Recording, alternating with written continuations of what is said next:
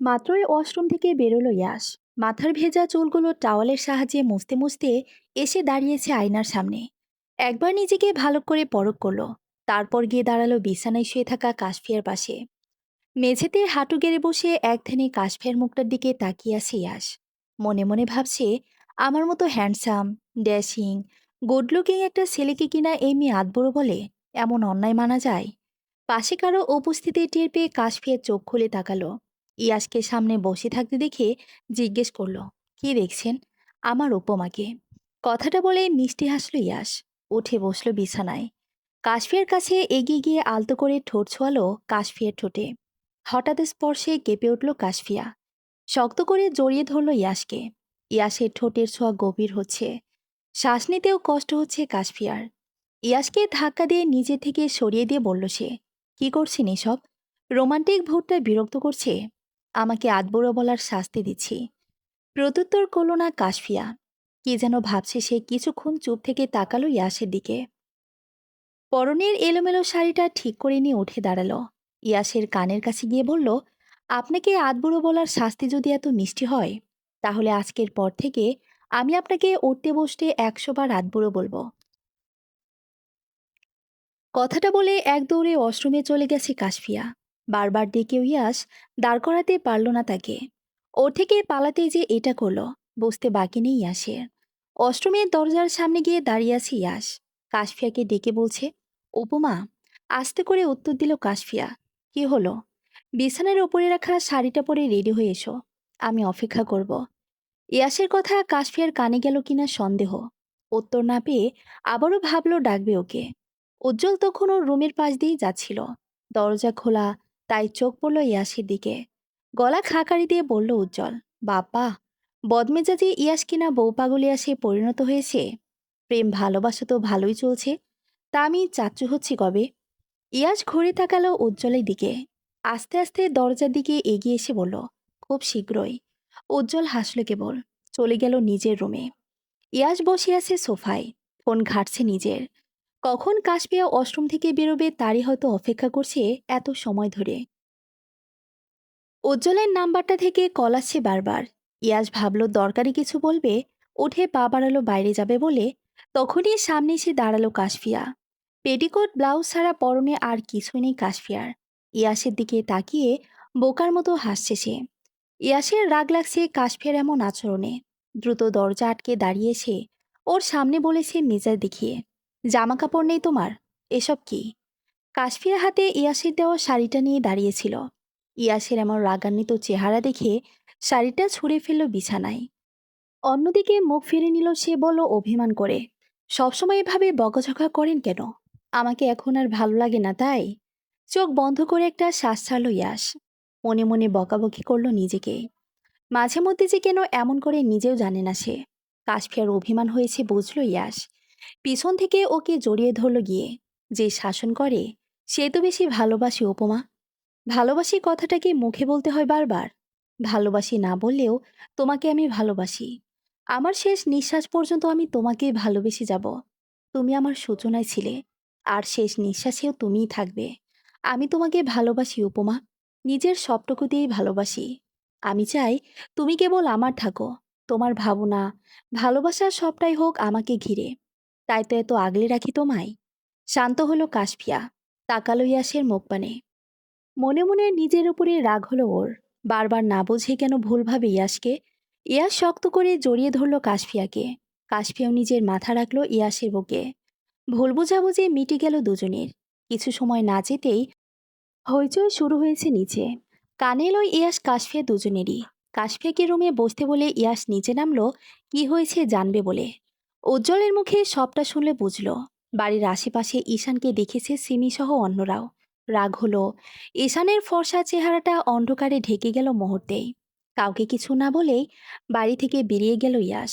পিছু পিছু গেল উজ্জ্বলও। কাশফিয়াদের চলে যাওয়ার সময় হয়ে এসেছে। হয়তো আরো কিছুদিন এখানে থাকবে। তারপর আবার লন্ডন ব্যাক করবে ওরা।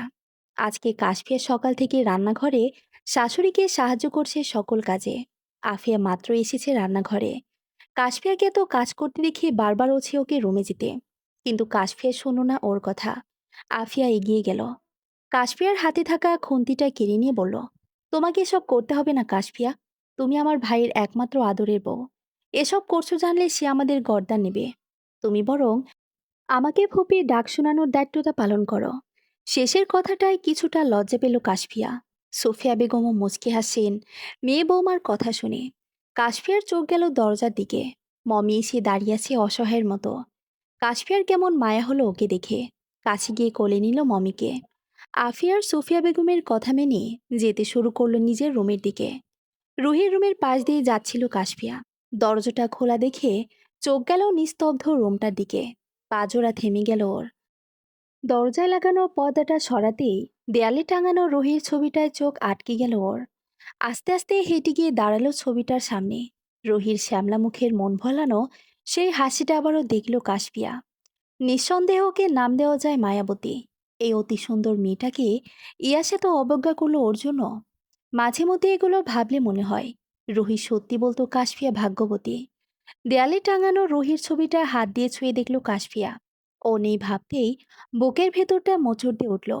সেদিন যদি কোনোভাবে রুহির জায়গায় কাশফিয়া গিয়ে দাঁড়াতো, কোনোভাবে যদি বেঁচে যেত রুহি, হয়তো মেয়েটার অপূর্ণ ইচ্ছেগুলো কিছুটা হলেও সত্যি হতো। সিমিটাকে ধ্যান ভাঙল কাশফিয়ার। নিজেকে স্বাভাবিক করে বেরোলো রুহির রুম থেকে। যাওয়ার আগে পুরো রুমটাতে চোখ বুলিয়ে গেল সে। ঈশানকে পাগলের মতো খুঁজে যাচ্ছে ইয়াস। ওর নামটা মাথায় এলে রাগে রক্তবর্ণ ধারণ করছে ওর চোখ দুটো। ঈশানকে নিজ হাতে মারতে না পারলে শান্তি পাবে না সে। এগুলো ভাবতে ভাবতেই পারিবারিক কবরস্থানের দিকে যাচ্ছিল ইয়াস। আজকে একবার ঘুমন্ত পরীকে দেখে আসবে সে। রোহির কবরের সামনে আসতেই থমকে দাঁড়ালো ইয়াস। ওর উপস্থিতি টের পেয়েই কেউ একজন দ্রুত চলে গেল ওখান থেকে। ইয়াসের সন্দেহ হলো, মনে হলো লোকটাকে আগেও দেখেছে। কিছু না ভেবেই পিছু নিল। কিছু দূর যেতে সোফিয়া বেগমের সাথে ধাক্কা লাগলো ইয়াসের। ওনার চিন্তিত মুখটার দিকে তাকিয়ে জিজ্ঞেস করলো, কি হয়েছে আম্মু? আমার উপমা ঠিক আছে? সোফিয়া বেগমের কেমন লাগছে ইয়াসকে এখানে দেখে। ভয়ে হাত পা কাঁপছে ওনার। তবুও নিজেকে সামলে নিয়ে বললেন, না, বৌমা ঠিক আছে। তাহলে এই অসময়ে এখানে আসলে যে? আমি এখানে আসছি এটা তো তোমাকে বলেই আসলাম। কি উত্তর দেবেন বুঝতে পারলেন না সোফিয়া বেগম। শুকনো ঢোক গিলে আমতা আমতা করে বললেন, এ এমনি ইয়াস। পুলিশের মতো জেরা করছো কেন? কারণ আছে তাই? তুমি ঈশানের সাথে দেখা করতে এসেছো এখানে, তাই না আম্মু? কয়েক পা পিছিয়ে গেলেন সোফিয়া বেগম। ইয়াস বুঝল কি করে বিষয়টা। মায়ের থমথমে মুখটা দেখে বুঝতে বাকি নেই তার আন্দাজটা তাহলে ঠিক। ইয়াসের রাগ হলো প্রচণ্ড। এত কিছুর পরেও ঈশানের প্রতি তার মায়ের মায়া কমেনি। ছেলের রাগান্বিত মুখশ্রীর দিকে তাকিয়ে আছেন সোফিয়া বেগম। সামনের রাস্তা ধরে ইয়াস যেতে চাইলে উনি থামিয়ে দিয়ে পর হাত ধরে বললেন, ঈশান রুহিকে মারেনি ইয়াস। রুহি তোর বোন, কিভাবে ওকে মারবে বল? ইয়াস এক ঝটকায় নিজের হাতটা ছাড়িয়ে নিল মায়ের থেকে। রেগে কিছু বলতে যাচ্ছিল, থেমে গেল উজ্জ্বলের চোখের ইশারায়। ওদের থেকে খানিকটা দূরে দাঁড়িয়ে আছে উজ্জ্বল। আস্তে ধীরে সুফিয়া বেগমের পাশে এসে দাঁড়ালো। রাগত স্বরে বলল ওনাকে, আপনার আবেগ আপনি নিজের কাছেই রাখুন চাচি। ক্যাফের সিসিটিভি ফুটেজ দেখে আমি আন্দাজ করেছি ওটা ঈশানী। বাংলাদেশ পুলিশ ওকে খুঁজছে, সেই জন্যই তো পালিয়ে পালিয়ে বেড়াচ্ছে। ও এসে যে না মন বোনালো কথা বলল, আপনি গলে গেলেন। আমার অসুস্থ বোনটাকে ও মেরে ফেলেছে। আপনি যদি ওর ছটফটানি দেখতেন তাহলে বুঝতেন কতটা কষ্ট পেয়ে সে মারা গেছে। আমার বোনের জায়গায় আপনার মেয়ে থাকলেও ঈশানের প্রতি এভাবে মায়া দেখাতেন? কিছু বললেন না সুফিয়া বেগম। বলার ভাষা নেই ওনার। সত্যিই তো, ঈশানের মিথ্যে কথায় এত প্রমাণ পাওয়ার পরেও তিনি বিশ্বাস করে নিলেন ও কিছুই করেনি। না না, উনি ভুল। কিন্তু ঈশানের প্রতি যে ওনার আলাদা মায়া। শতবার ভুল করেও কাছে এসে আম্মু বলে ডাকলেই ওনার মন গলে যায়। ইয়াস আর উজ্জ্বল দুজনেই ছুটল রেলওয়ে স্টেশনের রাস্তাটা ধরে। সুফিয়া বেগম পাথরের মতো কিছুক্ষণ দাঁড়িয়ে রইলেন ওখানে। তারপর আবার হাঁটতে শুরু করলেন ওদের সাথে। কিছু দূর গিয়েই ঈশানকে পেয়েও গেল ইয়াস। ঈশান দাঁড়িয়ে আছে রেল লাইনে। অন্যদিক থেকে ঝনঝন শব্দ তুলে এগিয়ে আসছে ট্রেন। ইয়াস বুঝল ঈশান আত্মহত্যা করতে চাইছে। কিন্তু ইয়াসের যে ইচ্ছে করছে ওকে ইচ্ছে মতো মারতে, মারতে মারতে মেরে ফেলতে, বাঁচিয়ে রেখে মৃত্যুর স্বাদ দিতে। ইয়াস এগিয়ে যাচ্ছিল ঈশানের দিকে। উজ্জ্বল ওর হাত ধরে নিল, চোখের ইশারায় বাধা দিল যেতে। সুফিয়া বেগম লক্ষ্য করলেন সবটা। চিৎকার দিয়ে ডেকে উঠলেন ঈশানকে, ঈশান, চলে আয় বাবা, ট্রেন আসছে। ঈশান নিষ্প্রাণ চোখে তাকালো মায়ের দিকে। মৃত্যু অতি সন্নিকটে, বুঝতে পারল সে। তবুও ঠোঁটে হাসি টেনে বলল সোফিয়া বেগমের উদ্দেশ্যে, আমি পাপ করেছি আম্মু। আমার প্রতি কোনো মায়া বাঁচিয়ে রেখো না। আমাকে মরতে দাও। আমি কাশফিয়ার ক্ষতি করতে চেয়েছি। হুঁশ জ্ঞান হারিয়ে টাকার লোভে ইয়াসকে মারতে চেয়েছি। রোহির মৃত্যুর কারণও আমি। আমি যে মরার মতো বেঁচে আছি। চোখ বুঝলেই রুহি বারবার আমার সামনে আসে। কৈফত চেয়ে বলে, ভাইয়া, আমার ভুল কি? কেন এমন করলে আমার সাথে? আমার ভেতর আর যন্ত্রণা হয় আম্মু। আমি মুক্তি পেতে চাই। মৃত্যু ছাড়া যে এর উপায় নেই। তুমি ভালো থেকো আম্মু। তোমার এই পাপি ছেলেটাকে ভুলে যেও। কথাগুলো বলে থামল ঈশান। ইয়াসের কানে বাজছে, বারবার টাকার লোভে মারতে চেয়েছি মানে? কে ঈশানকে টাকা দিয়ে ওকে মারার জন্য? ভাবনার জগৎ থেকে বেরোলো ইয়াস। দ্রুত ছুটে গেল ঈশানকে বাঁচাতে। কিন্তু হাত উঁচিয়ে ওকে থামতে বলল ঈশান। ইয়াস তবুও শুনল না ওর কথা। কাছে যাওয়ার আগেই ট্রেনের নিচে কাটা পড়ল ঈশান। ছিন্নভিন্ন হয়ে গেল ওর শরীরটা।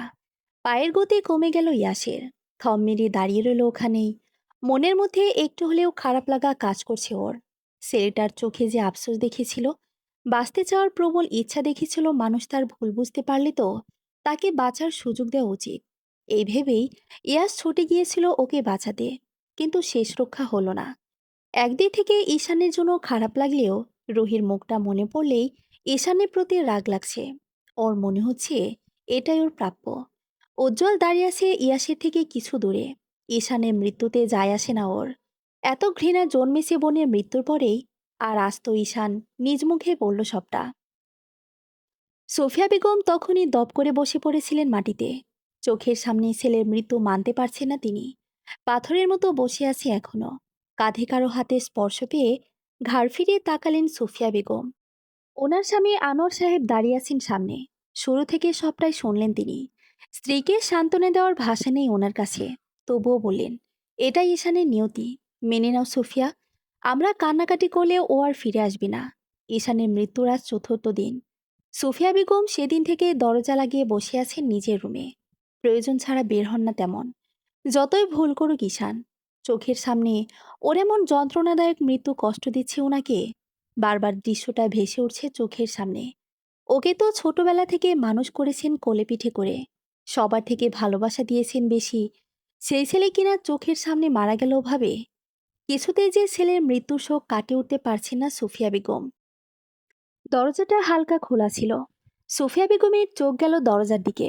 বুঝলেন কেউ দাঁড়িয়ে আছে বাইরে।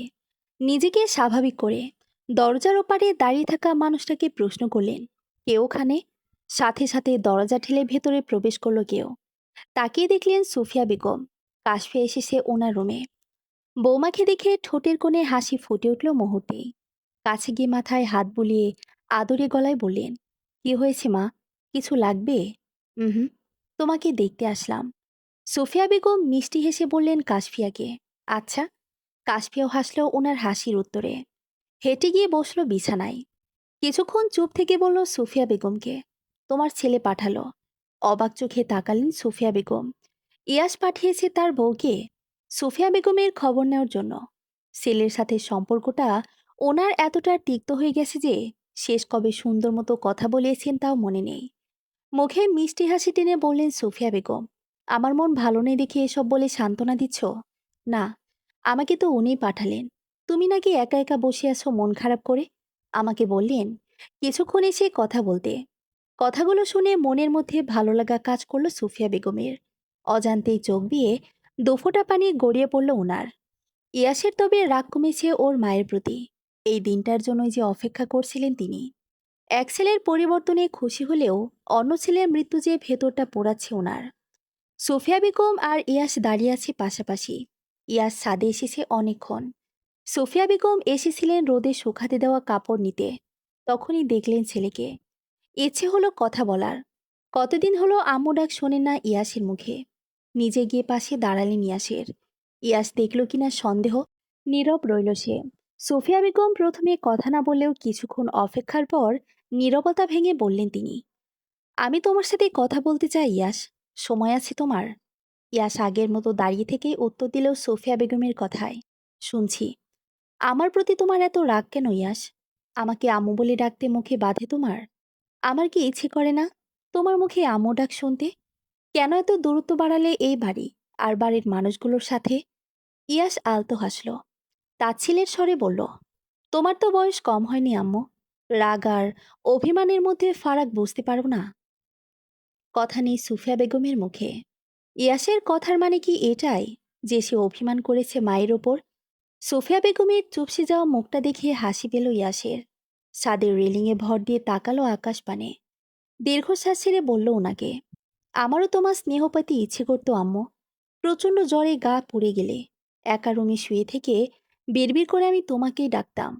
আশা করতাম তুমি আসবে, মাথায় হাত বুলিয়ে সান্ত্বনা দেবে, নিজ হাতে ভাত মেখে খাইয়ে দিবে আমাকে।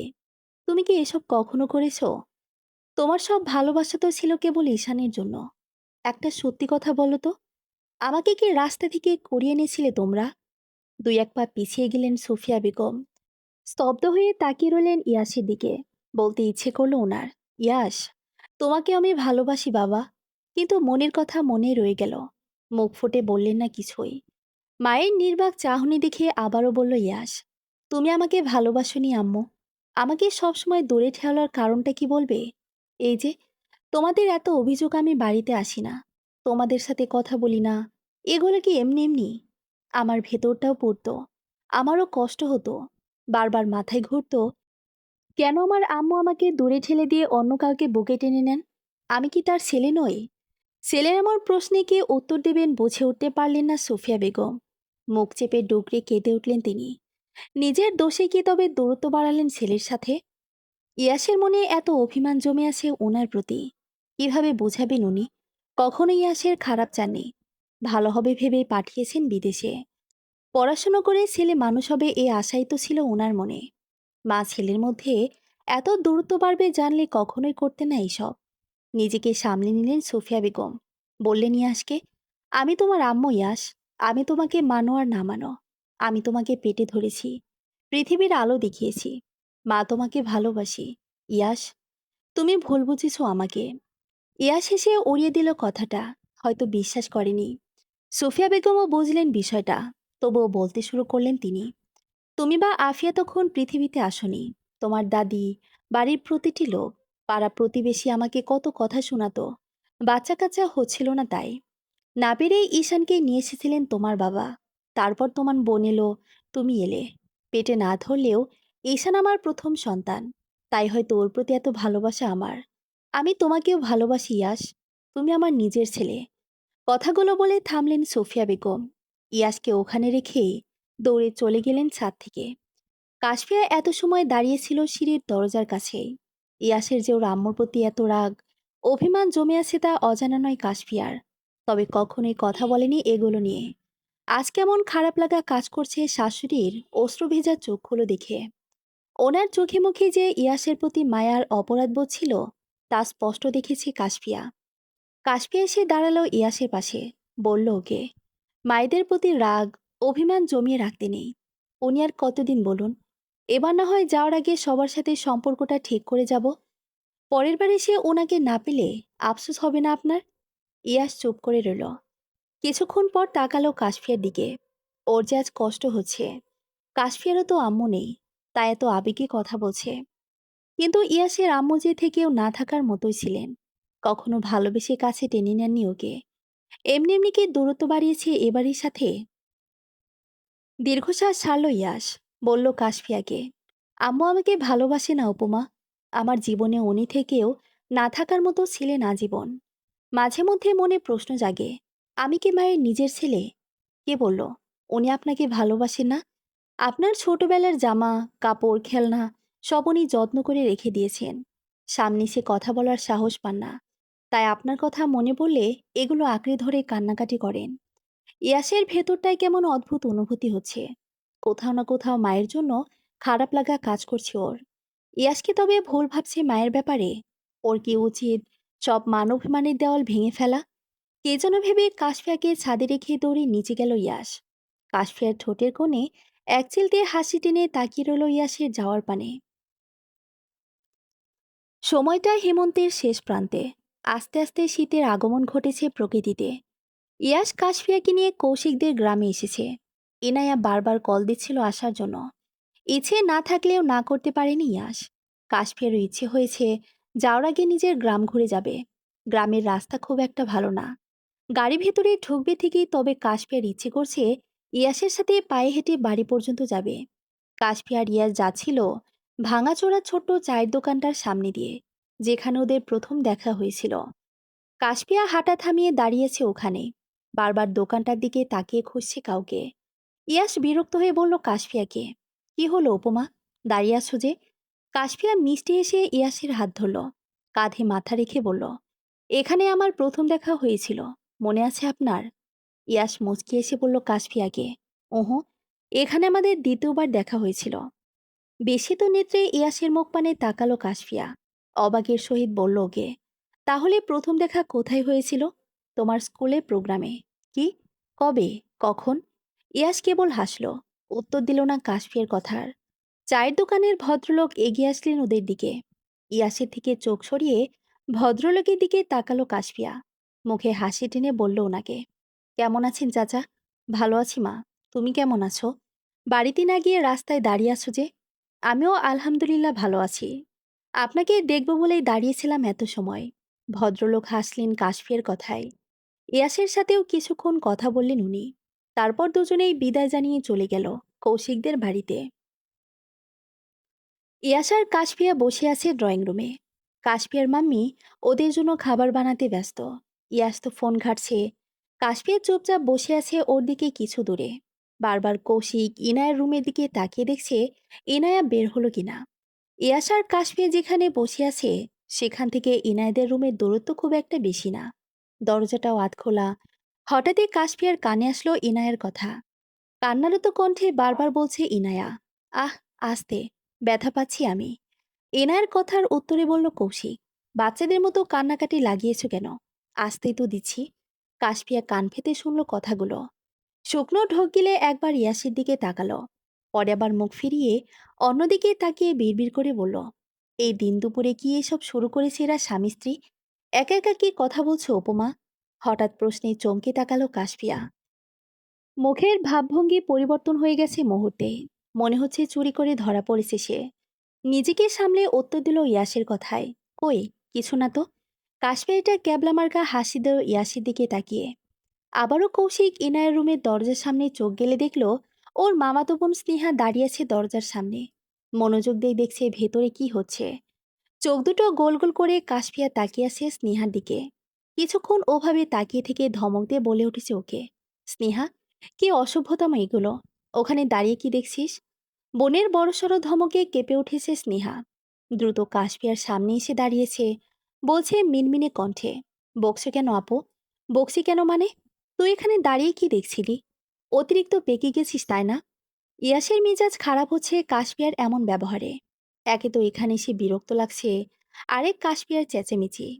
বিরক্ত হয়ে ধমকের স্বরে বলে উঠেছে ইয়াস, উপমা, কি হচ্ছে এসব? কি হচ্ছে মানে? রুমে ভাইয়া ভাবি। পুরো কথাটা বলতে পারল না কাশফিয়া। জিভ কেটে তাকালো অন্যদিকে। হোশ জ্ঞান হারিয়ে কি সব বলে দিচ্ছিল নিজেও জানে না সে। ইয়াস ওর হাত ধরে ঘোরালো নিজের দিকে। কিছুক্ষণ চুপ থেকে প্রশ্ন করলো, ভাইয়া ভাবি কি? কাশফিয়া কি বলবে বুঝলো না, তাকিয়ে রইল স্নেহার দিকে। স্নেহা আমতা আমতা করে বলল, ভাবির ঘাড়ে ব্যথা করছিল, ভাইয়া মলম লাগিয়ে দিচ্ছে। কথাটা বলে এক মুহূর্ত দাঁড়ায়নি স্নেহা, ছুটে চলে গেছে ড্রয়িং রুম ছেড়ে। কাশফিয়া হাঁ করে তাকিয়েছে ওর যাওয়ার দিকে।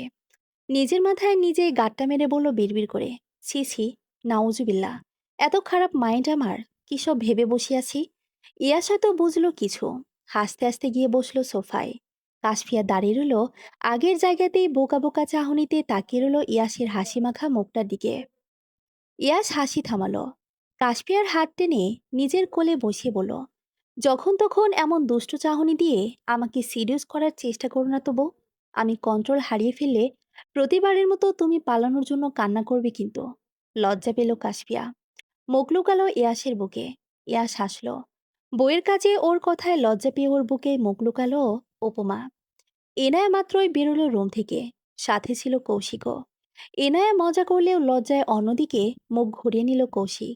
দাঁত কিরমির করে বলল ইয়াসকে, বুড়ো বয়সে বাচ্চা মেয়ে বিয়ে করলে এই হয়, লজ্জা শরমের মাথা খেয়েছে এই ছেলে। ফটাফট উত্তর দিল ইনায়া। তুমি কেমন? আমার জানা আছে। নিজেও তো আধবড়ো। কপাল ভালো তাই পেয়েছো আমাকে। এত মেজাজ কিসের তোমার? ওর বউ তো মারবে, কাটবে, যা ইচ্ছে করবে, তোমার কি? সবসময় ইয়াসের পক্ষ নিয়ে কথা বলবে না ইনায়া।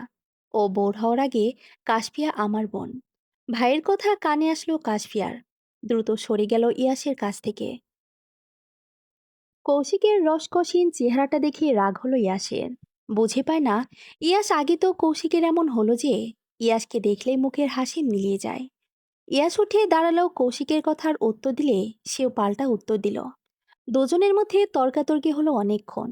ইয়াস রেগে বেরিয়ে আসতে চাইলে কাশফিয়াও যেতে চাইলে ওর সাথে। বাধা দিল কৌশিক। রক্তচক্ষু নিয়ে কৌশিকের দিকে তাকালো ইয়াস। ঝাড়া মেরে কাশফিয়ার হাতটা ওর থেকে ছাড়িয়ে নিয়ে বলল, নিজের সীমানার মধ্যে থাকবে কৌশিক। উপমা এখানে থাকতে চাইলে আমি আটকাবো না, কিন্তু জোর করে ওকে আমার থেকে দূরে সরাতে চাইলে খারাপ হবে। কি খারাপ হবে? মারবি আমাকে? দরকার পড়লে তাই করব। ইয়াস। কৌশিক আর ইয়াসের ঝগড়া ঝামেলা দেখে বিরক্ত হচ্ছে কাশফিয়া। এমনিতেই সকাল থেকে মাথাটা ওর ঘুরছে ভনভন করে, তার মধ্যে সব ঝামেলা। কাশফিয়ার শরীরটা কেমন অবশ হয়ে আসছে। চোখের সামনে সবকিছু অন্ধকার ঠেকছে। ইয়াসের হাতটা ধরে ওর কাঁধে মাথা রাখলো কাশফিয়া। চোখ বন্ধ করে শ্বাস ফেলে বলল ওকে, বাড়ি চলুন, আমার ভালো লাগছে না এখানে। বোনের অবস্থা দেখে চিন্তা হলো কৌশিকের। উদ্বিগ্ন হয়ে বলল, কাশফি, বোন আমার, কি হয়েছে তোর? আমাকে বল কি হয়েছে। কথা বলল না কাশফিয়া। ভাইয়ের প্রতি অভিমান জমেছে ওর। ঠিক করেছে আর কথা বলবে না কৌশিকের সাথে। ইনায়া হয়তো বুঝলো কাশফিয়ার অভিমানের কারণ। চোখের ইশারায় ইয়াসকে বলল ওকে নিয়ে রুমে যেতে। ইয়াস তেমন পাত্তা দিল না ইনায়ের কথায়। কাশফিয়াকে কোলে নিয়ে তখনই বেরিয়ে গেল বাড়ি থেকে। যাওয়ার আগে চোখের ইশারায় শাসিয়ে গেল কৌশিককে। ইনায়া বারবার ডাকলেও শুনল না ইয়াস। বিছানায় শুয়ে আছে কাশফিয়া। ওকে ঘিরে রেখেছেন বাড়ির সবাই।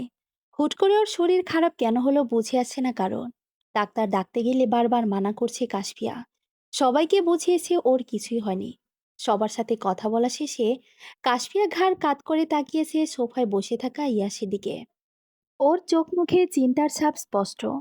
কাশফিয়ার এমন অবস্থা দেখেই হয়তো চিন্তা হচ্ছে। সোফিয়া বেগম লক্ষ্য করলেন বিষয়টা। এক এক করে রুম থেকে বেরিয়ে গেলেন সবাই। ইয়াস এসে বসলো কাশফিয়ার পাশে। ওর হাত টেনে চুমু দিল বেশ কয়েকটা। কাশফিয়া মুচকি এসে বলল ইয়াসকে, আমি ঠিক আছি। সত্যি তো? হুম। কাল আমরা ফিরছি। দ্রুত উঠে বসলো কাশফিয়া। বলল ইয়াসকে, কোথায়? যেখানে ছিলাম এতদিন। আরও কিছুদিন থাকি। আমার যেতে ইচ্ছে করছে না। কথা শুনল না ইয়াস। নানা বাহানা দিয়ে বলল কাশফিয়াকে, কালই তাদের ফিরে যেতে হবে। গাল ফুলিয়ে বিছানায় শুয়ে পড়ল কাশফিয়া। বারবার ডাকেও শুনল না ইয়াসের কথা। ইয়াস জানে কি করলে ওর উপমার এই রাগ গলে পানি হয়ে যাবে। তাই আর জোরাজুরি না করে চলে গেল রুম থেকে বেরিয়ে। সময়টা সন্ধ্যা। মাত্রই রুমে ঢুকলো ইয়াস।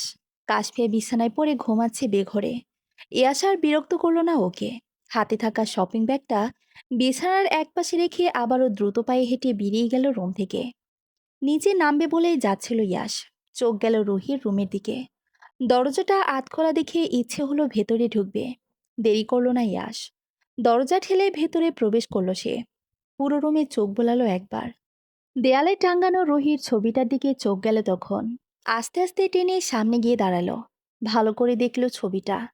ছবিটা যেখানে টাঙানো তার থেকে খানিকটা দূরে কলমের কালি দিয়ে লেখা, আমি কনের সাজে শাস্তি চাই ইয়াস। লাল টুকটুকে শাড়ি পরে তোমার বউ হতে চাই আমি। আমাকে বউ বানাবে? কিছুটা পিছিয়ে গেল ইয়াস। গলাটা কেমন শুকিয়ে আসলো ওর। এই লেখাগুলো নিশ্চয়ই অনেক আগের। ইস, আজ খুব খারাপ লাগছে ইয়াসের। রুহি কেন করলো এমন? ইয়াসের থেকে পারফেক্ট কেউ হয়তো ওর জন্য অপেক্ষা করছিল। কেন ওকে বাঁচাতেই নিজেই বিদায় নিল পৃথিবী থেকে। ইয়াসের যে কষ্ট হয় আজও। বারবার রুহির মুখটা ভেসে ওঠে চোখের সামনে। নিজেকে অপরাধী মনে হয় ওর। ইয়াস মিস করে সেই ছোট্ট রুহিকে। বারবার ওর রুমের সামনে এসে উকিঝুঁকি মারত রুহি। বড়সড় ধমক দিলে আবার কান্না করে ভাসাতো। ইয়াস যখন লন্ডন চলে যায়, রুহি ব্যতীত কারোর হয়তো মন খারাপ হয়নি তখন। মেয়েটার কান্না দেখে প্রথমবারের মতো ওর জন্য মায়া হয়েছিল ইয়াসের। মাথায় হাত বুলিয়ে বলেছিল ও ফিরে আসবে আবার। রোহিত চোখ মুখে তখন খুশির ঝিলিক দেখেছিল সে। ইয়াস বাড়ি আসার পর যখন দেখা হলো ওদের, তখনও রোহিত চাহনিতে ইয়াসের প্রতি অদ্ভুত এক মায়া ছিল। ইয়াস কি তা জানতো? মেয়েটা তখনও নিজের মন প্রাণ উজাড় দিয়ে ভালোবাসতো ইয়াসকে। জানলেই বা কি করতো? এ ব্যাপারে যে ও বরাবরই কঠোর। নিজের ভালোবাসা উপমা ব্যতীত আর কাউকে দেবে না সে। ইয়াস কথাগুলো ভেবে দীর্ঘশ্বাস ফেলল। দেয়ালে টাঙানো রোহির ছবিটায় হাত ছুঁয়ে বলল, আমি তোমাকে ভুলিনি রোহি, মনে রেখেছি, রাখবো আজীবন। তখনই কানে আসলো উজ্জ্বলের ডাক। ঘাড় ফিরিয়ে তাকালো ইয়াস। চোখের চশমাটা ঠেলে উজ্জ্বল বলল ইয়াসের উদ্দেশ্যে, ছাদে যাবে ইয়াস? কেন? অনেক দিন হলো আড্ডা দিই না আমরা। কাল তো চলেই যাবে। চলো, আজ জমিয়ে আড্ডা দিই। ইয়াস মুচকি এসে সম্মতি জানালো উজ্জ্বলের কথায়। রোহির রুমের দরজাটা আটকে চলে গেল দুজন মিলে ছাদে। কৌশিক আগে থেকে অপেক্ষা করছিল ইয়াসদের আসার জন্য। তবে ইয়াস ওকে দেখে খুব একটা খুশি হয়নি। মুখ দেখেই বোঝা যাচ্ছে তা। উজ্জ্বল দুজনকে একসাথে করেছে ওদের মধ্যে বনিবনা করিয়ে দিতে। পাশাপাশি চেয়ারে বসে আছে ইয়াস আর কৌশিক, মাঝখানে উজ্জ্বল। পিনপতন নীরবতা বিরাজ করছে জায়গাটাতে। নীরবতা ভেঙে প্রথম কথা বলল উজ্জ্বলী, তোমরা না ভালো বন্ধু ছিলে? বন্ধুত্বের সম্পর্কে এত তিক্ততার কারণ কি জানতে পারি? ইয়াস কথা বলল না। ভাবলেশীনভাবে বসে রইল আগের মতোই। তবে কৌশিক কথা বলল। মেজাজ দেখিয়ে বলল সে, ইয়াস ভুল করেছে। তুমি জানো, ওর নজর খারাপ। ইয়াস আমার ছোট্ট বোনের দিকে কুনজর দিয়েছিল বহু বছর আগে। তখনই ওর সাথে সম্পর্ক ছিন্ন করা উচিত ছিল আমার। আমি তো মজা ভেবে উড়িয়ে দিলাম ওর কথা। এত বছর পরে সে আবার বুলিয়ে ভালিয়ে বিয়ে করে বসে আছে আমার বোনকে। ইয়াস ভ্রুকুচকে তাকালো কৌশিকের দিকে। তারপর বলল, বিয়ে করা ভুল? তুই তাহলে বিয়ে করেছিস কেন? কুনজর দিই আর সুনজর দিয়েছি তো আমার বইয়ের দিকে। তোরা তো সমস্যা কিসের? আমার ভালোবাসাকে কুনজর ভেবে ভুল করছিস তুই কৌশিক। বিয়ে করা ভুল নয়, কিন্তু তোকে তো আমি পাঠিয়েছিলাম আমার বোনের খবর নেওয়ার জন্য, ওকে দেখে রাখার জন্য, ভুলিয়ে ভালিয়ে বিয়ে করার জন্য নয়। তোর বোনের ভাগ্য ভালো, আমার মতো বর পেয়েছে। আর দেখে শুনে রাখার একমাত্র উপায় হলো বিয়ে করা। আমি আবার লয়াল। বিয়ে শাদী ছাড়া কারো দায়িত্ব নেব কেন? তাই সোজা বিয়ে করে বউ বানালাম। এখন খালি জুনিয়র মুখে আব্বু ডাক শোনা বাকি। অসভ্যতামোর একটা সীমা থাকে ইয়াস। কি আজব, বিয়ে করেছি, বাবা হব না? চুপ রইল কৌশিক। ওর রাগের কারণ হলো সেদিন ইয়াসের অমন উগ্র আচরণ। বাইরের লোকেদের সামনে ওকে ছোট করেছে ইয়াস। না জেনে না বুঝে কাশফিয়াকে কথা শুনিয়েছে ওরা। এই জন্যই এতটা ক্ষেপে আছে কৌশিক। কিন্তু কি আর করবে, সেই তো বোনর পাগল প্রায় ইয়াসের জন্য। চোখমুখ শক্ত করলো কৌশিক। বিড়বিড় করে বলল, আমার বোকা বোন এই অসভ্য ছেলের মধ্যে কি দেখে এত পাগল হয়েছে কে জানে? তুই মাথা মোটা। গর্ধব জানার পরেও ইনায়া তোর মধ্যে যা দেখে পাগল হয়েছে। কৌশিক রেগে তাকালো ইয়াসের দিকে। এই ইয়াস মুখের ওপর অপমান করে বসে সবসময়। এই জিনিসটাও অপছন্দ কৌশিকের। ইয়াসের ডোন্ট কেয়ার ভাব নিয়ে বসে আছে আগের মতোই। ওর কথায় কে কি ভাবলো তাতে যায় আসে না কিছুই। কৌশিক কিছু বলতে নিলে থামিয়ে দিল উজ্জ্বল। বলল কৌশিকের উদ্দেশ্যে, কাশফিয়া ইয়াসের কাছে ভালো আছে কৌশিক, আর ঝামেলা করো না। তুমি মেনে নাও ওদেরকে। কৌশিক মুখে বিরক্ত নিয়ে উত্তর দিল, মেনে না নিয়ে উপায় আছে? ইয়াস হাসল কৌশিকের কথায়। মুখ ভেঙচি কেটে উঠে চলে যেতে যেতে বলল, তুই মেনে না নিলেও আমার যায় আসে না। আমার যা পাওয়ার পেয়ে গেছি। ইয়াস যাওয়ার পরে চলে গেল কৌশিকও। উজ্জ্বল হাসছে আর ভাবছে মনে মনে সেদিনের কথা। মাঝখানে একবার দেশে এসেছিল ইয়াস। বাড়ি কেউ না জানলেও উজ্জ্বল জেনেছিল কোনোভাবে। ইয়াসের বন্ধুর স্কুলে প্রোগ্রাম ছিল। চিফ গেস্ট হিসেবে ডাকা হয়েছিল ওকে। এর সপ্তাহখানেক পরেই ইয়াসের লন্ডন ব্যাক করার কথা ছিল। পড়াশোনার ক্ষতি হচ্ছিল ওর এখানে থেকে। উজ্জ্বল সেদিন ইয়াসের সাথে দেখা করতে গিয়েছিল স্কুলে। উজ্জ্বল যখন অফিস রুমে ইয়াসের কাছে গেল, তখন জানালা দিয়ে দাঁড়িয়ে মনোযোগ দিয়ে কিছু দেখছিল ইয়াস। স্কুলের গেটের সামনে দাঁড়িয়েছিল এক মেয়ে। পরনে ইয়াসের পছন্দের নীল রঙের শাড়ি, হাতে একগুচ্ছ কদম ফুল। টুপটাপ বৃষ্টি পড়ছিল তখন। মেয়েটার ঠোঁটের কোণে লেগে থাকা হাসি, কোমর পেরিয়ে যাওয়া লম্বা কালো চুল, ডাগর ডাগর আখি জোড়া সবকিছুই অদ্ভুতভাবে আকর্ষণ করেছিল ইয়াসকে। বারবার ইচ্ছে করছিল কাছে গিয়ে ছুঁয়ে দিতে মেয়েটাকে। পরে আবার নিজেকে বকুনি দিচ্ছিল ইয়াস। এ কি ভাবছে সে? মেয়েটার বয়স খুব বেশি হলে 15 কি 16 হবে। ইয়াসের বয়সের সাথে 11 কি 12 বছরের গ্যাপ তো হবে। ইয়াস কিনা এই মেয়েকে নিয়ে আকাশ পাতাল ভেবে যাচ্ছে, তাও প্রথম দেখাতেই। না না, ইয়াসকে এগুলো বানায় না, এই ভেবে নিজেকে মনে মনে বকাঝকা দিল ইয়াস। কাঁধে কারো হাতের স্পর্শ পেয়ে ঘুরে তাকালো ইয়াস। দেখলো উজ্জ্বল দাঁড়িয়ে আছে ওর ঠিক সামনে। স্কুল থেকে বেরিয়ে দুজনে মিলে কথা বলল অনেকক্ষণ। প্রায় সপ্তাহখানেক পর ইয়াস যখন ফিরে যাবে, তখন আবারও দেখা হয় মেয়েটার সাথে। কিন্তু তখন ওর সাথে ছিল কৌশিক। বুঝতে বাকি নেই ইয়াসের এই হলো কৌশিকের একমাত্র বোন, যার গল্প শুনে এসেছে এতদিন ধরে। সেদিনও ইয়াসের সাথে উজ্জ্বল ছিল। ওর ভাবুক চেহারা দেখে প্রশ্ন করলো উজ্জ্বল, কি এত ভাবছো শুনি? বললে উত্তর দেবে কি? বলেই দেখো, আমার এক বন্ধুর প্রেমে পড়েছে বুঝলে, কিন্তু মেয়েটার তুলনায় ওর বয়স অনেক বেশি। মেয়েটাকে ভুলতে চাইলেও পারছে না। স্বপ্নে সে উকিঝুঁকি মারছে বারবার। মনে কৌতূহল জাগছে তার সম্পর্কে জানার জন্য। আমার বন্ধুর কি করা উচিত? উজ্জ্বল বুঝলো ইয়াস কোনো বন্ধুর কথা বলছে না, বরং ওর নিজের কথাই বলছে। মুচকি এসে কাঁধে হাত রেখে বলল ইয়াসকে, ভালোবাসা কি আর এসব বাধা মানে? তোমার বন্ধু তাকে মন থেকে ভালোবাসলে ঠিক পেয়ে যাবে। তবে অপেক্ষা করতে হবে। ধৈর্য ধরলেই না সফলতা আসবে। উজ্জ্বলের কথায় খুশি হলো ইয়াস। হেসে বিদায় জানালো ওকে। আজ আবারও উজ্জ্বলের মনে পড়ল সেদিনের কথা। বহুবার সে অপরিচিতার সম্পর্কে শুনেছে ইয়াসের মুখে। যখন হুট করে বিয়ে করে বাড়িতে বউ নিয়ে আসলো, সেদিনই বুঝে গেছে এই মেয়ে ইয়াসের ভালোবাসা। হঠাৎ দেখা হওয়া সেই অপরিচিতা। ইয়াসদের যাওয়ার সময় হয়ে এসেছে। সুফিয়া বেগম আর আনোয়ার সাহেব চুপ করে আছেন আজ। যে কদিন ইয়াস থেকেছে এখানে, বহুবার বলেছেন এবার আর ফিরে না যেতে। কিন্তু ইয়াসের এক কথা, সে তার কাজ ছেড়ে এখানে পড়ে থাকতে পারবে না। কাশফেও তেমন ইচ্ছে নেই যাওয়ার। সেই সকাল থেকেই কান্না করে যাচ্ছেন যাবে না বলে। ইয়াস পাত্তা দেয়নি ওসবে। মমিকে কোলে তুলে নিয়ে গাড়িতে বসে আছে কাশফিয়া। ইয়াস কথা বলছে উজ্জ্বলের সাথে। বাড়ির সবাই থেকে বিদায় নিয়ে গাড়িতে উঠতে যাবে, তখনই কানে আসলো সুফিয়া বেগমের কণ্ঠস্বর। আবার কবে আসবে? ঘুরে তাকালো ইয়াস। মায়ের কথার উত্তরে বলল সে, হয়তো আর আসবো না। আমার মৃত্যুর খবর পেলে অন্তত এসো। মায়ের অভিমানী কথায় বুকের ভেতরটা কেঁপে উঠল ইয়াসের। কথাটা শুনে কষ্ট পেলে হয়তো। কাল কাশফিয়ার কোথায় ছুটে গিয়েছিল ওনার সাথে কথা বলবে বলে। মায়ের রুমের সামনে গিয়ে ফিরে এসেছে আবার। জড়তা কাজ করছিল ওর মধ্যে। মাকে কি ওর দূরে ঠেলে দিবে, নাকি বুকে টেনে নেবেন? এসব প্রশ্নই বারবার ঘুরছিল মাথায়। তখন তো ইয়াস ফিরে আসলো, কিন্তু এখন ইচ্ছে করছে ওনার সাথে কথা বলতে। সব মানবাভিমানের দেয়াল ভেঙে ছোট্টবেলার মতো ঝাপটে ধরে ইচ্ছে করছে মাকে। ছেলের থেকে কোনো উত্তর আসবে না জানেন সুফিয়া বেগম, তাই আশাও করেনি। সবাইকে গেটের সামনে রেখে চলে যাচ্ছিলেন উনি। কয়েক পা বাড়াতেই কানে আসলো ইয়াসের কণ্ঠস্বর, আম্মু। দ্রুত মাথা ঘুরিয়ে তাকালেন সুফিয়া বেগম। ইয়াসের মুখে কতদিন পরে শুনলেন আম্মু ডাক। কোনো বিরক্তি নেই ওর চোখ মুখে। মায়ের প্রতি একরা স্নেহ আর ভালোবাসা প্রকাশ পাচ্ছে কেবল। সুফিয়া বেগম নিজেকে সামলে নিলেন। বললেন ইয়াসকে, কিছু বলবে? ওপর নিচ মাথা নাড়ালো ইয়াস, যার উত্তর হ্যাঁ। সুফিয়া বেগমের চোখ দুটো ছলছল করে উঠল। মনে হচ্ছে চোখের সামনে সে ছোট্ট ইয়াসকে দেখছেন তিনি। এগিয়ে গেলেন সুফিয়া বেগম। বললেন ইয়াসকে, কি বলবে বলো? আমি তোমাকে অনেক ভালোবাসি আম্মু।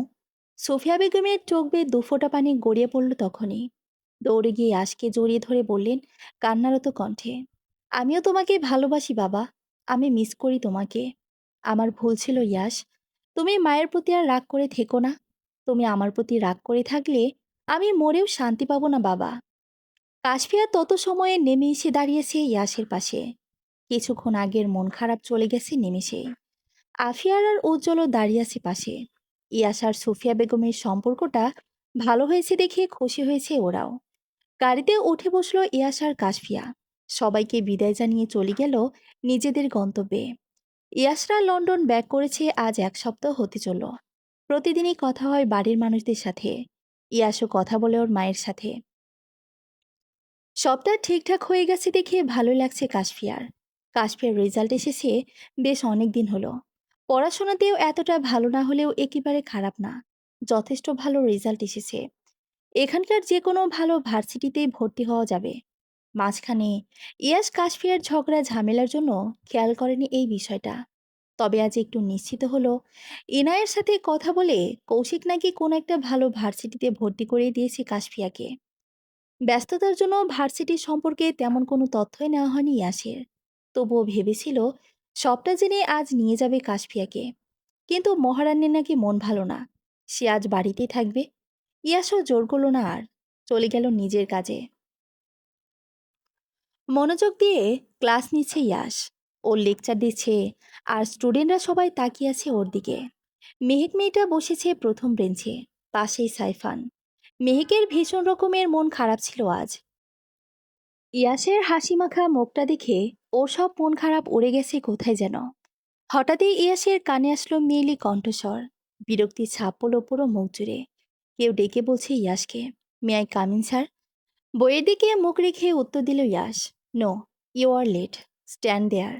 সাইফান একবার তাকালো দরজার সামনে দাঁড়িয়ে থাকা মেয়েটার দিকে, পরে আবার ইয়াসের দিকে তাকিয়ে কিছু বলতে নিলে থামিয়ে দিল মেহেক। সাইফান ভাবছে মনে মনে, মেয়েটা কি এখানেই ভর্তি হয়েছে? কিন্তু দেখে তো ওকে জুনিয়র মনে হয়। এই ক্লাসে কি করছে? তবে কি ইয়াসের মনোযোগ নিজের দিকে নেবে বলেই এই কাজ করেছে? হয়তো তাই। মনে মনে এই ভেবে হাসলো সাইফান। স্যারের কিন্তু ভাগ্য ভালো, এই বয়সে এমন কম বয়সী সুন্দরী বউকে পায়। পরক্ষণে আবার ভাবছে, স্যারও কিন্তু দেখতে কম সুন্দর না, এমন সুন্দরী বউ পাওয়াটাই স্বাভাবিক। মেহেকের কথায় সাইফান তো চোখ করলো, কিন্তু বাকি স্টুডেন্টগুলো, বিশেষ করে ছেলেগুলো তাকিয়েছিল দরজার সামনে দাঁড়িয়ে থাকা মেয়েটার দিকে। বিরক্ত হলো ইয়াস, সবাইকে ধমক দিতে আবারও মনোযোগ দিল ক্লাসে। না চাইতেও ইয়াসের চোখ গেল মেয়েটার দিকে, চমকালো সে। ইয়াসের উপমা এখানে, এই ভার্সিটিতে কি ভর্তি হয়েছে তবে? সব ছেড়ে ইয়াসের মাথায় ঘুরপাক খেতে লাগলো। সবগুলো ছেলে একটু আগে ওভাবে তাকিয়ে ওর উপমাকেই দেখছিল। কথাটা ভাবনায় আসতে রাগে মুখের ভাবভঙ্গি পরিবর্তন হয়ে গেল ইয়াসের। দ্রুত ক্লাস থেকে বেরিয়ে কাশফিয়ার হাত টেনে নিয়ে গেল একপাশে। কাশফিয়ার হাতে ব্যথা লাগায় চোখ মুখ কুঁচকে বলল সে, আরে করছেন কি? ইয়াস ছাড়ল না কাশফিয়ার হাত, আরো শক্ত করে ধরে বলল মেজাজ দেখিয়ে, কেন এসেছো এখানে? পড়বো বলে? আমি পড়বো না বলায় আপনি তো বললেন অশিক্ষিত বউয়ের সাথে সংসার করবেন না। তোমাকে এত পড়তে হবে আমার উপমা? কোনো দিকে না তাকিয়ে এক্ষুনি বাসায় যাবে। কাশফিয়ার হাসি মুখটা চুপসে গেল মুহূর্তে, গাল ফুলিয়ে তাকিয়ে রইল অন্যদিকে।